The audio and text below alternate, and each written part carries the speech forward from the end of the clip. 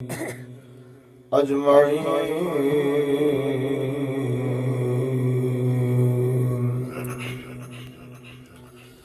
أما بعد فأعوذ بالله السميع العليم من الشيطان الرجيم. بسم الله الرحمن الرحيم.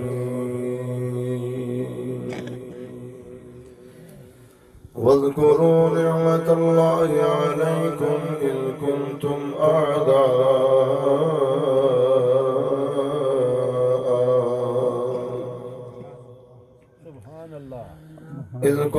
أعداء فألف بين قلوبكم فأصبحتم بنعمته إخوانا.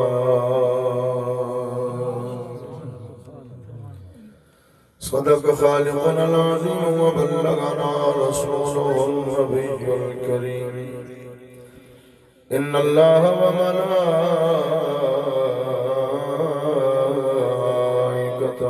يصلون على النبي يا أيها الذين آمنوا صلوا عليه وسلموا تسليما. بڑی اللہم صلی علی سیدنا و مولانا محمد وعلا آل سیدنا و مولانا محمد و اصحاب سیدنا و مولانا محمد و بارک وسلم. صلاة و سلام علیک یا رسول اللہ.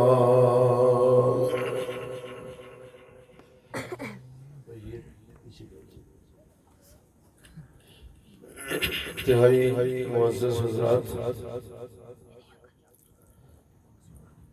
اللہ تعالیٰ کا احسان اور شکر ہے کہ آپ نے اس مشکل ترین علاقے میں بھی بارگاہ رسالت میں اپنی حاضری کی بھرپور کوشش کی ہے. اس حاضری کو یقینی بنانے کے لیے آپ بہت دور دراز سے بھی آئے ہوں گے، پیدل بھی چل کے آئے ہوں گے، مشقت بھی اٹھائی ہوئی. اب آ جانے کے بعد کوشش یہ ضرور ہونی چاہیے کہ اللہ اور اس کے رسول کی بارگاہ میں قبولیت ہو جائے. مجھے بالکل بھی اس بات کا یقین نہیں ہے کہ آپ میں سے کوئی ایک بھی ایسا ہو جو یہ سمجھے کہ میں آ تو گیا ہوں لیکن جیسا آیا ویسے ہی واپس لوٹ جاؤں. ہر شخص کی ضرور یہ خواہش ہوگی کہ میں آ گیا ہوں تو اللہ تعالیٰ مجھے اپنی بارگاہ میں قبول فرمائے. صحیح ہے. علماء کرام نے اس سے پہلے بھی آپ سے بہت کچھ کہا ہوگا، میں پہنچا بھی ہوں تو مختصر دو چار جملوں میں آپ حضرات سے گزارش کی ہے، نعت سنائی ہے، اپنا وقت چھوڑا ہے.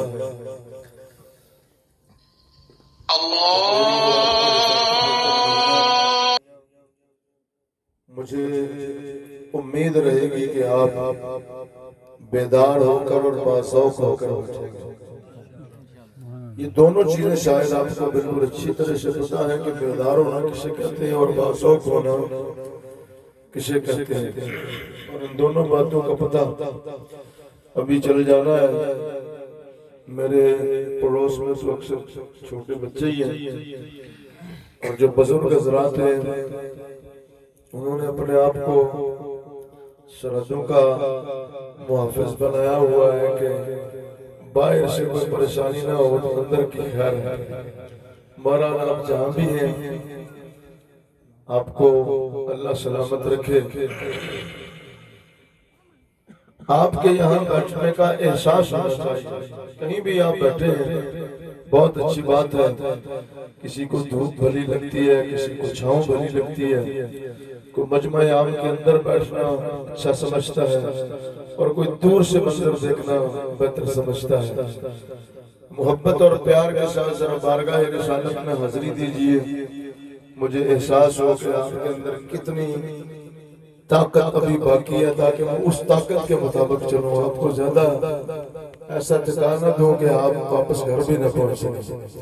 محبت سے پڑھیے ذرا صلی اللہ علیہ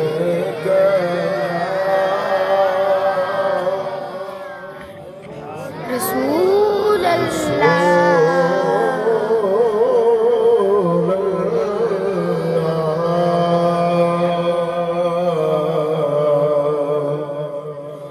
وسلم علیہ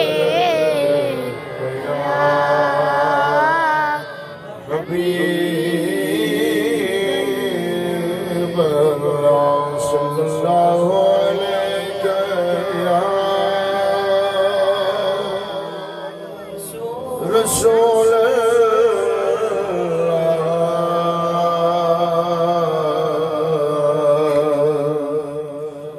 وسلم علیک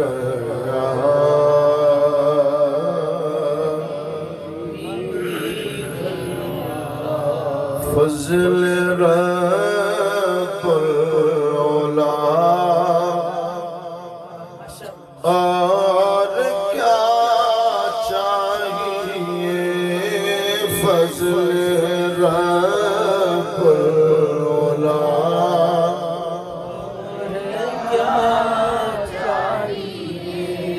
پڑھیے فضل رب العلا اور کیا چاہیے. فضل رب العلا اور کیا چاہیے. مل گئے مصطفیٰ اور کیا چاہیے. مل گئے مصطفیٰ اور کیا چاہیے. نعمتیں دونوں عالم کی دے کر ہمیں. سبحان اللہ. نعمتیں دونوں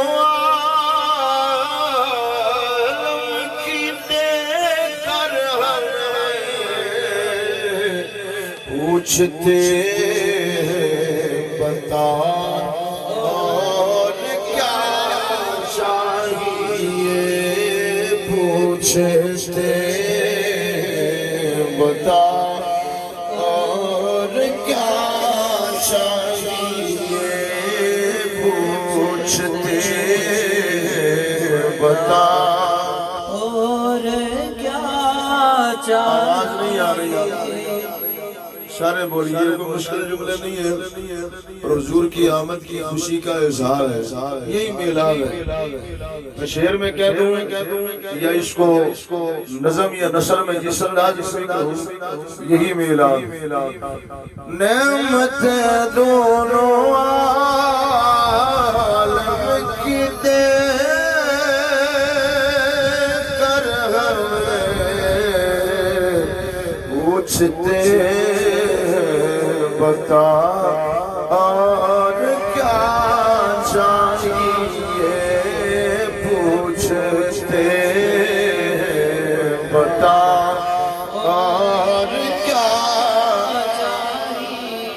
تو پھر کیوں کہوں یہ عطا وہ عطا چاہیے. کیوں کہے عطا وہ عطا چاہیے. ارے کیوں کہے یہ عطا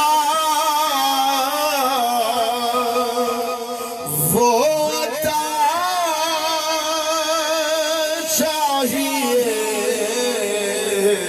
ان کو معلوم ہے ہم کو کیا چاہیے ان کو معلوم ہے ہم کو کیا پڑھیے ان کو معلوم ہے ہم کو کیا نعرہ تکبیر، نعرہ رسالت، نعرہ حیدری، نعرہ تحقیق، شان صحابہ والے بیت. ہر جرم پر کرم ہر خطا پر عطا ہر جرم پر کرم ہر خطا پر عطا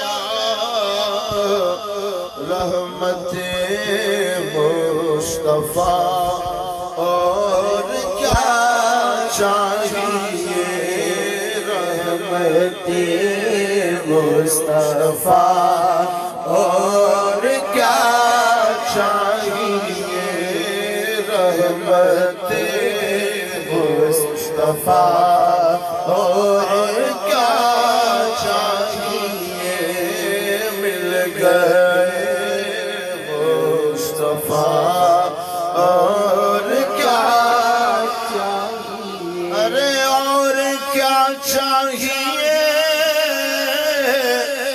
اور کیا چاہیے مل گئے مصطفیٰ اور کیا چاہیے بعد حمد و صلات لائق ہے اس عزت و تکریم احترام و محبت جمیع حضرات سامعین ناظرین صاحبان فکر و دانش بزرگان دین و ملت نوجوانان اہل سنت عزیز بچوں جمیع مہمانان گرامی اور بالخصوص حضرت علامہ مولانا افراد صاحب برادر مکرم و محترم حضرت علامہ مولانا جعفر عباسی صاحب جن کے حکم پر آپ سے ملاقات کا بھی اور آسمانوں کے بالکل قریب آنے کا موقع بھی ملا. اللہ تعالیٰ انہیں جزائے خیر عطا فرمائے. میں کوئی بھائی برال صاحب کو پتا ہے گردے کے آپریشن کا مریض ہوں. 18-19 ٹانکے بھی مجھے لگے ہوئے ہیں. مجھے یہ اندازہ نہیں تھا کہ مجھے کتنے مشکل راستے میں جانا ہے. اور میں جب اس جیپ کے راستے کچے راستے پہ چڑھا تو میری ساری توجہات ادھر آپریشن کی طرف ہوئی کہ اب تو میرا پتہ نہیں کیا ہوگا. بہرحال اللہ کا احسان ہے آپ کی یاد آوری پر اس نے توفیق عطا فرمائی. جیتی آنکھوں کے ساتھ آپ کے ساتھ ملاقات کا شرف حاصل ہو رہا ہے. واپس لوٹ کے جانے تک اللہ اور اس کے رسول کے حوالے ہیں. علامہ جعفر عباسی صاحب کو صمیم قلب سے عدیہ تبریک و تحسین پیش کرتا ہوں.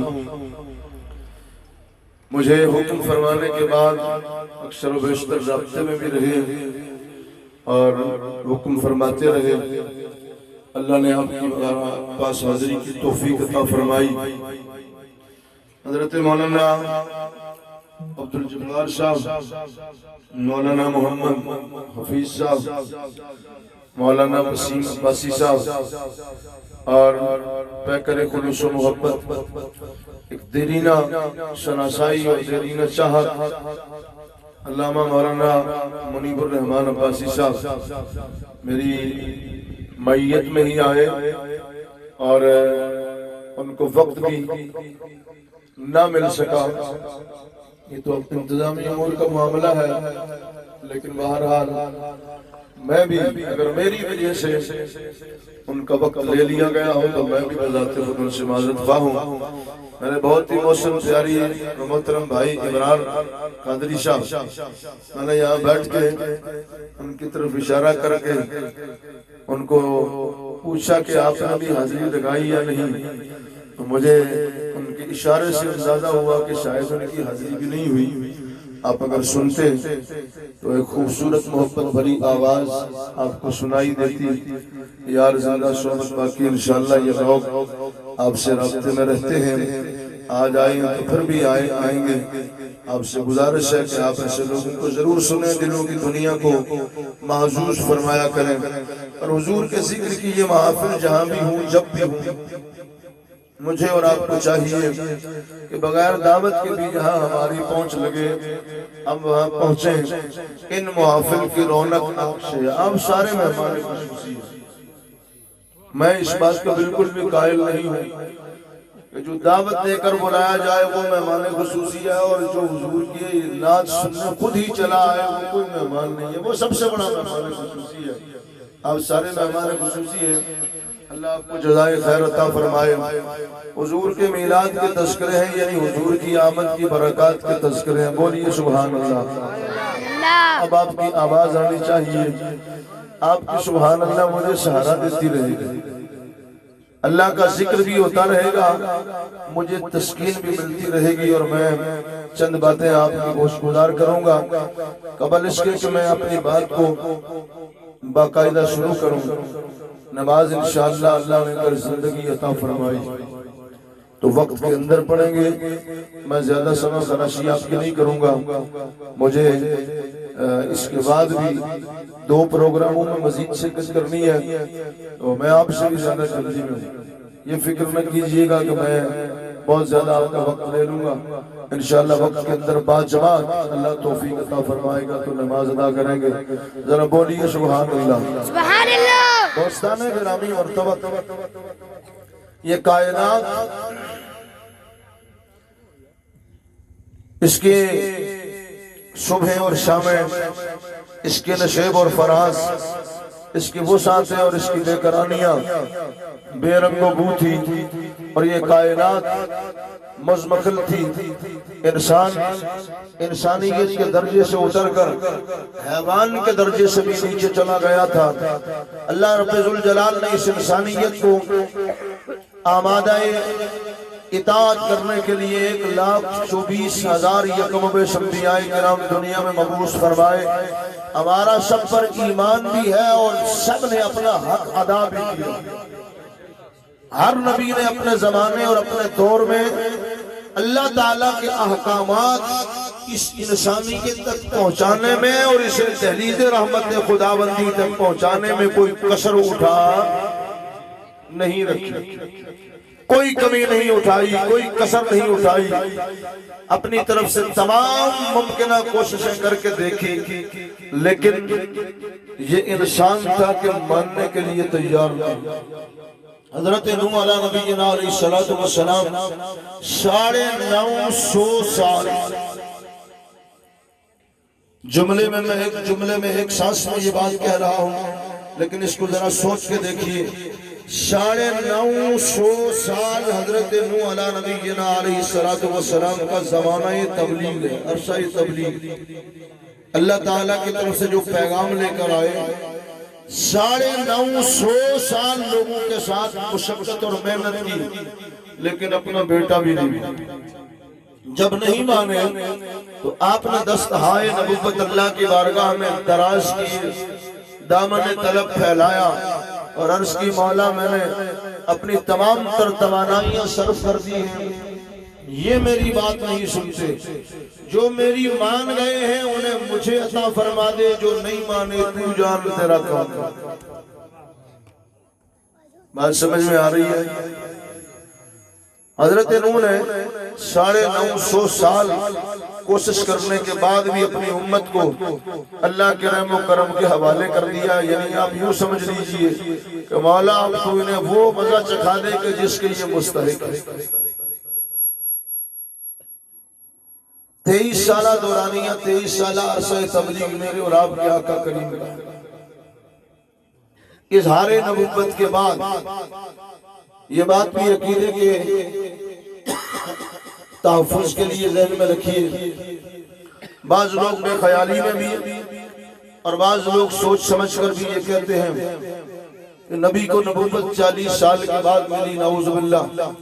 ہمارے آقا کریم کو نبوت 40 سال کے بعد نہیں ملی، حضور پیدا ہوئے تو نبی بن کے پیدا ہوئے۔ زور سے بولیے سبحان اللہ۔ یہ جس نبی کی میں بات کر رہا ہوں آپ بھی اسی کے امتی ہیں، صرف میں یا یہ اسٹیج پر بیٹھنے والے علماء نہیں۔ جو اپنے آپ کو امتی سمجھتے ہیں ذرا ہاتھ بلند کریں۔ آپ سارے ہیں تو پھر سب کی سبحان اللہ، زور سے بولیے سبحان اللہ۔ ہمارے نبی بن کر اپنی اماں سیدہ آمنہ کے بطن اقدس سے دنیا میں جلوہ نما ہوئے، یہ تو بہت بات کی بات ہے۔ تاریخ کے جھروکوں میں اگر آپ جھانک کر دیکھیں، بارگاہ رسالت سے پوچھیں تو سیدنا جابر ہمارا ایک اور بڑا مسئلہ حل فرماتے ہیں۔ کریم آقا صلی اللہ تعالیٰ علیہ وسلم کی بارگاہ میں حضرت جابر رضی اللہ تعالیٰ عنہ نے عرض کی، یا رسول اللہ، اللہ رب ذوالجلال نے آپ کو نبوت کب عطا فرمائی؟ نبی کریم نے ارشاد فرمایا، جابر ابھی آدم مٹی اور پانی یا مٹی اور گارے کے درمیان، روح اور جسم کے درمیان تھے، میں تب بھی اللہ کی بارگاہ میں نبی بن چکا تھا۔ عالم ارواح میں مجھے اللہ نے نبی بنا دیا تھا۔ صاحب خصائص الکبریٰ رحمت اللہ تعالی علیہ، صاحب مدارج النبوت شاہ عبد الحق محدث دہلوی رحمت اللہ تعالی علیہ ارشاد فرماتے ہیں، لوگوں عالم ارواح میں اللہ نے اپنے محبوب نبی کے سر انور پر نبوت کا تاج سجا دیا تھا۔ رب ذوالجلال کی بارگاہ سے عالم ارواح میں جتنی رحمتوں کا نزول ہوتا، سارے کا سارا ذات محمد عربی پر ہوتا، اور مصطفیٰ کریم کے دامن رحمت سے وہ نعمت اللہ کی ساری مخلوق اور سارے نبیوں میں تقسیم ہوا کرتی۔ نعرہ تکبیر، نعرہ رسالت، نعرہ رسالت، نعرہ حیدری۔ سارے نبیوں میں عالم ارواح میں بھی اللہ کی رحمتیں دامن مصطفیٰ میں تقسیم ہوتی ہیں۔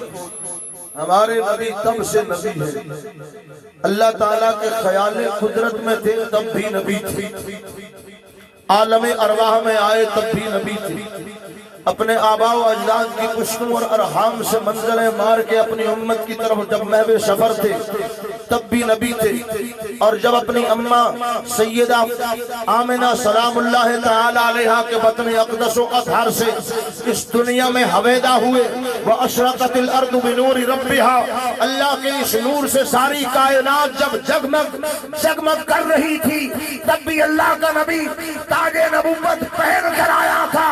جب یہ کائنات اس لائق ہوئی، یہ ماحول اس قابل ہوا کہ اللہ نے چاہا محبوب اب اپنی عظمت و شان نبوت کا اظہار فرما دو، تو میرے اور آپ کے آقا نے فرمایا، لوگوں میں تمہاری طرف اللہ کا نبی بن کے آیا، میں اللہ کا نبی بن کے آیا۔ اس نبی کے امتی ہیں، سو 40 سال کے بعد نبوت ملی نہیں، اعلان نبوت فرمایا۔ بات سمجھ میں آ رہی ہے؟ کیا فرمایا؟ اعلان نبوت فرمایا۔ دوستان گرامی، مرتبت اللہ کا قرآن کہتا ہے، وَاذْكُرُوا نِعْمَتَ اللَّهِ عَلَيْكُمْ إِذْ كُنْتُمْ أَعْدَاءً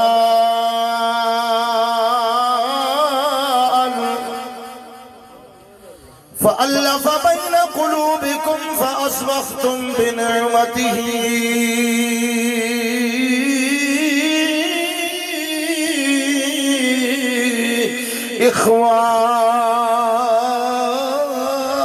إِخْوَانًا۔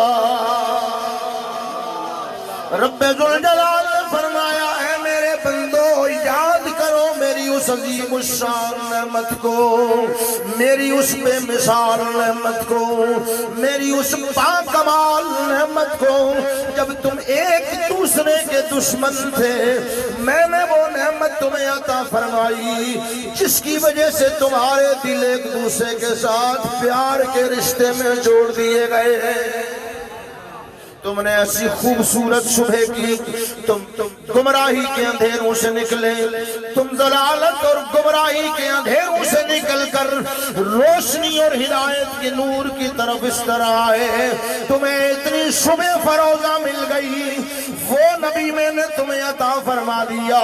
تمہارے دلوں سے ایک دوسرے کی دشمنیاں محو کرنے کے بعد، ایک دوسرے کی دشمنیاں، ایک دوسرے کا حسد اور بغض مٹا دینے کے بعد تمہیں ایک مرکز پہ لا کر کھڑا کر کے فرمایا، اے میرے امتیوں، جو دامن اسلام میں آباد ہوتے جا رہے ہو، تم سارے کے سارے ایک دوسرے کے بہن بھائی ہو۔ اس میری نعمت کو یاد کیا۔ اللہ خود چاہتا ہے میرے معبود کا تذکرہ ہو۔ بولیے کیا ہو؟ زور سے بولیے کیا ہو؟ وہ اگر چاہے کہ میرے معبود کا تذکرہ ہو، میں اور آپ یا کوئی چاہے کہ نہ ہو، رک سکتا ہے؟ زور سے بولیے، نور خدا ہے کفر کی حرکت پہ خندہ زن، نور خدا ہے کفر کی حرکت پہ خندہ زن، پھونکوں سے یہ چراغ بجھایا نہ جائے گا، پھونکوں سے یہ چراغ بجھایا نہ جائے گا۔ میرے بھائیو، یہ کل کی بات ہے، میں اپنی ہوش بھری زندگی کی بات آپ کو بتاتا ہوں۔ ہمارے علاقے میں ہیر کوٹ کے مرکز میں صرف ایک 12 ربیع الاول شریف کا جلوس ہوا کرتا تھا۔ آج کی بات یہ ہے، چند سال گزرنے کے بعد کیا عجیب طرفہ تماشا ہے کہ ہر گھر میں وہ ذکر مصطفیٰ کی محافل منائی جا رہی ہے، ہر گلی سجی ہوئی ہے، ہر کونا بسا ہوا ہے، ہر بازار جگمگ کر رہا ہے، ہر مسجد سے اللہ کے ذکر کی صدائیں بلند ہو رہی ہیں، ہر زبان پر نغمہ مصطفیٰ جاری اور ساری ہے۔ آپ کے اس دور دراز علاقے اور محلے میں یہ اتنے علماء دوست مل کر آپ کو بھی اپنے آقا کا ذکر سنانے کے لیے جمع کر کے مصطفیٰ کریم کی آمد کا تذکرہ کرنے جا رہے ہیں۔ یہ اس کی اپنی عظمتیں ہیں۔ وہ چاہتا ہے کہ لوگوں میری اس نعمت کو یاد کرو، اور پھر وعدہ فرمایا، وَلَلْآخِرَةُ خَيْرٌ لَكَ مِنَ الْأُولَى، محبوب تیری ہر آنے والی گھڑی پچھلی گھڑی سے بہتر سے بہتر تر ہوتی چلی جائے۔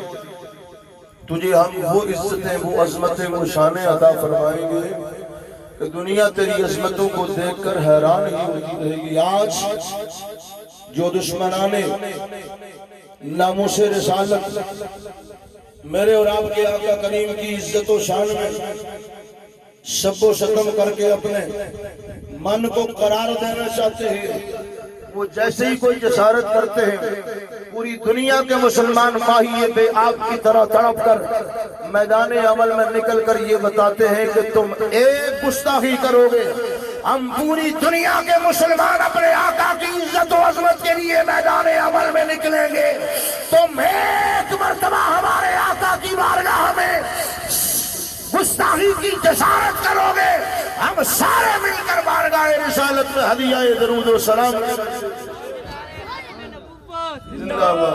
لبیک لبیک لبیک یا رسول اللہ، لبیک لبیک لبیک یا رسول اللہ، لبیک लब्बैक लब्बैक या रसूल अल्लाह लब्बैक लब्बैक लब्बैक या रसूल अल्लाह लब्बैक लब्बैक लब्बैक या रसूल अल्लाह ताजदार खत्म नबुव्वत जिंदाबाद। इमाम अहले सुन्नत मुजद्दिद दीन व मिल्लत कुश्ता इश्क रसूल आला हजरत शाह अहमद रज़ा फाज़िल बरेलवी की रूह तड़पी इरशाद फरमाते हैं मिट गए मिटते हैं मिट जाएंगे आदा तेरे मिट गए मिटते हैं मिट जाएंगे आदा तेरे मिट गए मिटते मिट जाएंगे आदा तेरे नाम मिटा है ना मिटेगा कभी चर्चा तेरा ना मिटा है ना मिटेगा कभी चर्चा तेरा ना मिटा है ना मिटेगा कभी चर्चा तेरा। ये जिक्र रसूल रोकने का सिलसिला आज की पैदावार नहीं है, ये भी बड़ी पुरानी तारीख है। मीलाद जब से होने के लिए अल्लाह ने बुनियाद रखी, जब अल्लाह ने अपने महबूब को दुनिया में भेजने का फैसला फरमाया, जब अल्लाह ने अपने महबूब से फरमाया ऐ मेरे महबूब अगर तुझे दुनिया में भेजना मकसूद ना होता लमा अज़हरतुर रबूबिय्या मैं अपने शान रबूबियत का इजहार भी ना फरमाता, तुझे दुनिया में भेजना था इसलिए अपना रब होना भी जाहिर फरमाया।